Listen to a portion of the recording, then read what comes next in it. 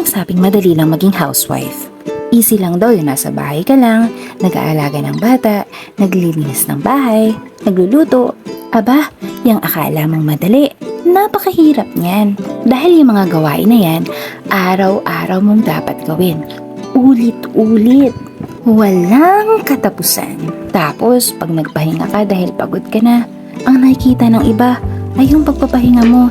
Hindi nila nakita na napagod ka, na nagtrabaho ka. Ang nakikita lang nila kapag nakaupo ka lang at hinawakan mo na yung cellphone mo. Hindi biro ang maging nanay. Idagdag pa na asawa ka rin. At mas mahirap kung meron ka ding trabaho. Kaya saludo ako sa mga nanay.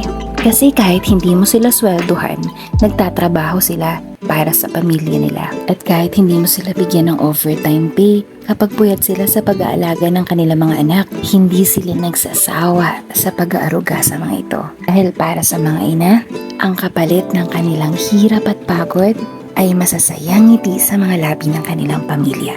At hindi kailangang Mother's Day ngayon para ipagdiwang na isa kang dakilang ina.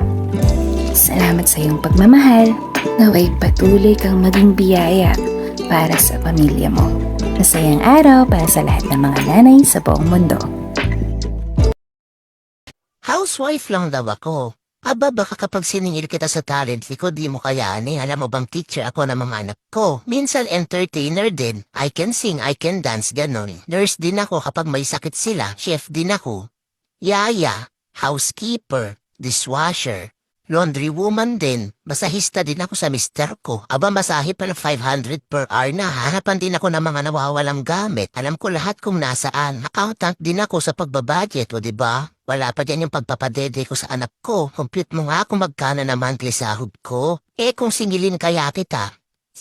Kadalasan talagang senaryo kapag pamilyado is yung lalaki yung nagtatrabaho. Tapos yung misis ang nasa bahay. Kaya akala nila kapag housewife, masarap ang buhay. 24 oras na pag-aalaga at pagkilos na walang sahod. Tingin mo ba hindi yun nakakapagod? Huwag mo siyang sumbatan porkit ikaw yung kumikita. Oo, mahalaga ang pera. Pero anong silbi nun kung hindi mo siya napapahalagahan ng tama? Pansin mo minsan may mga misis na pinapasok kahit online selling. Ginagawa nila yun para malibang at kahit papano makatulong sa gastusin. Naiisip kasi nila minsan na para silang pabigat kaya kahit papano gumagawa sila ng paraan. Kasi akala ng iba kapag nasa bahay lang, lahat ng gawain magaan. Minsan nakakaranas na sila ng depression pero akala ng iba kadramahan. Mahirap maging housewife sa totoo lang. Pero kapag hindi sila na-appreciate, dun sila mas nahihirapan.